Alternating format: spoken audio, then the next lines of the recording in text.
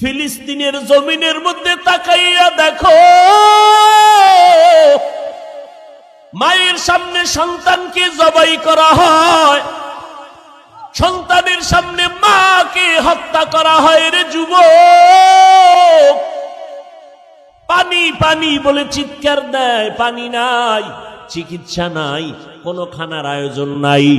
বাতি নিবাইয়া তাদের উপরে জালেমের গোষ্ঠী হামলা করে, ওয়াকাতরে জীবন বিলায়া দেয়।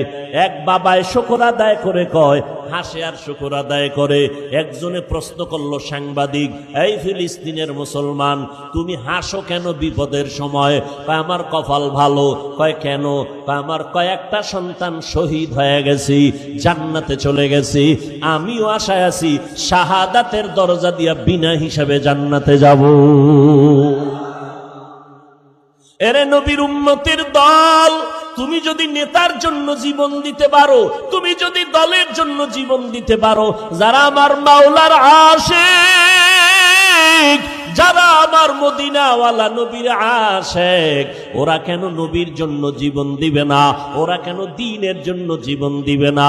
মুসলমান অন্যের বিপদ দেইখা হাসবা না রে বাবা, বরং যদি মুসলমান হইয়া কবরে যেতে চাও, কাফনের কাপড়টা তাড়াতাড়ি কিনিয়া হাতের মধ্যে রেডি রাখো। ডাক আসতে দেরি, ময়দানে নামতে যেন দেরি না হয়। রাজি আছো? ভাইরা আমার,